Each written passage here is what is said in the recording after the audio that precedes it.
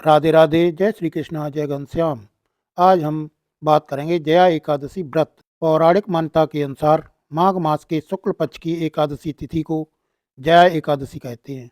मान्यता है कि जया एकादशी पर भगवान विष्णु की पूजा से जीवन में सुख समृद्धि आती है और सभी कार्यों में आपकी जय होती है। कब है जया एकादशी? जया एकादशी का व्रत 8 फरवरी 2025 शनिवार को है। यह माघ महीने के शुक्ल पक्ष की एकादशी है। एकादशी तिथि 7 फरवरी रात 9:26 से शुरू होगी, 8 फरवरी रात 8:15 पर समाप्त होगी। इसलिए एकादशी व्रत 8 फरवरी को रखा जाएगा। व्रत का पारण 9 फरवरी को सुबह किया जाएगा। अब सुनते हैं इसकी कथा। भगवान श्री कृष्ण ने महाराज युधिष्ठिर को इसके बारे में बताते हुए कहा था कि एक बार इंद्र की सभा में अप्सराएं नृत्य कर रही थीं। सभा में प्रसिद्ध गंधर्व पुष्पवंत, उसकी लड़की पुष्पवती तथा चित्रसेन की स्त्री मालिनी और उसका पुत्र माल्यवान भी थे। उस समय पुष्पवती माल्यवान को देखकर मोहित हो गई और काम का भाव उसके मन में जाग गया। उसने अपने रूप, सौंदर्य और हाव भाव से माल्यवान को कामातुर कर दिया। पुष्पवती के अद्वितीय रूप के कारण माल्यवान भी कामासक्त हो गया।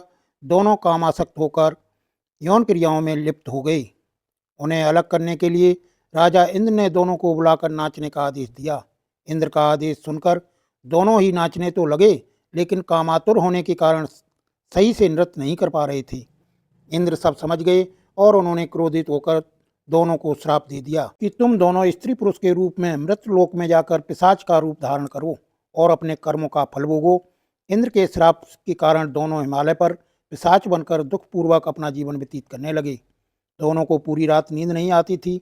एक दिन पिशाच ने अपनी स्त्री से कहा, न मालूम हमने पूर्व जन्म में ऐसे कौन से पाप किए हैं जिससे हमें इतनी कष्टदायी पिशाच योनि प्राप्त हुई है। तभी एक दिन अचानक दोनों की भेंट देवर्ष नारद से हो गई। देवर्ष ने उनसे दुख का कारण पूछा तो पिशाच ने यथावत वे संपूर्ण बातें कह सुनाई जिनके कारण पिशाच योनि प्राप्त हुई थी। तब नारद जी ने उन्हें माघ मास के शुक्ल पक्ष की जया एकादशी का संपूर्ण विधि विधान बतलाकर उसे करने को कहा। नारद के परामर्श से दोनों ने पूरे विधि विधान से जया एकादशी का व्रत रखा। पूरी रात भगवान नारायण का स्मरण करते हुए रात जागते हुए बिता दी। दूसरे दिन प्रातःकाल होते ही भगवान विष्णु की कृपा से इनकी पिशाच देह छूट गई और दोनों फिर से पूर्व शरीर को प्राप्त होकर इंद्रलोक में पहुंच गई। वहां जाकर दोनों ने इंद्र को प्रणाम किया तो इंद्र भी इन्हें पूर्व रूप में देखकर हैरान हो गए और पूछा कि तुमने अपनी पिशाच देह से किस प्रकार छुटकारा पाया। तब दोनों ने इन्हें पूरा वृत्तांत सुनाया। राधे राधे, जय श्री कृष्णा, जय घनश्याम।